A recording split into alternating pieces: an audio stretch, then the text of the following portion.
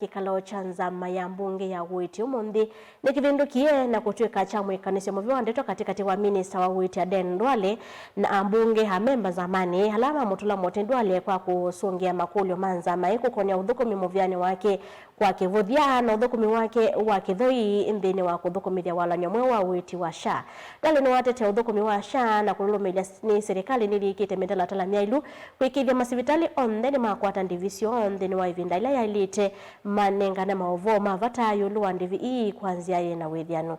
Benjamin Mwaka ni wakutwambisia bilingi wa maovo. Kikalo cha Nzama ya Umunthi siye mwaki Minista wa Uiiti Aden Duale na muyumbe wa Kitutu cha South Kibagendi maikwata na kaka kwa Mwikianisyo Ndeto mpyo Kibagendi tula Muti Duale kwa kuonanya kimondo kwa Amemba Nzama ya Uiiti Kivuthya na misungilano itailete ya mutongo ya uisini wa serikali na Duale kwa angaliko yake weta muyumbe wethitwe na masipitali mawanganganya ala Muvyu wa Uiiti kufikia oyu minita kumavinga. Nobody can intimidate me. Minister, proceed. Nobody can intimidate me. Whether you are a first timer or a second timer or a third timer. I am a ranking member, emeritus. My kids are not.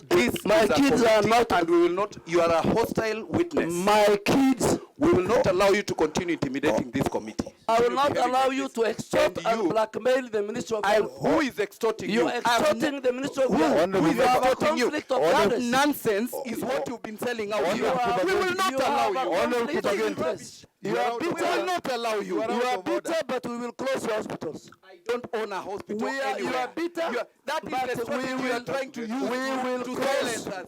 You close the hospital. We will close hospitals. Close them. Amemba Nzama maine ndewa ni mutu wa CS Duale ula watambo kesi ya hawo wake kwa yumbe Amemba Nzamani igweta ona momena masitali maingi makembene na ona maile kwikana Nzamani ya Uiiti nondo vayingo wethianu Uthukumi wo. Nobody can bully me, particularly when you are conflicted, when you have facilities. Point of order, and some of the Chair. members of this committee have facilities. Point of if order, you want me to name them, I will name them and I'll give it to you. Point of and order, they should not be in this committee.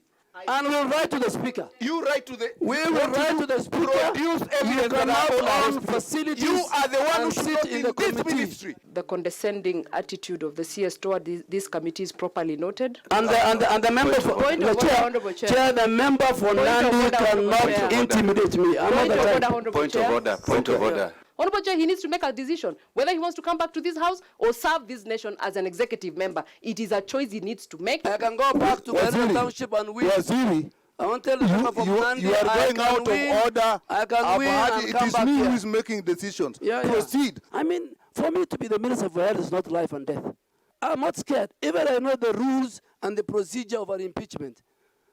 I want to be impeached because I participated in 8 impeachments. Ito nuyo gonza maine akuli masivitali maibwembesa sio ni Muvyu wa sha kwa ivindele elite nokana kusiya Uthukumi uitambaika ningi ndevisia Uthukumi masivitali nesieke kuselewa katwa mathinange maingi sindula Minister Duale walumilelia nesiende kuthinikiwa.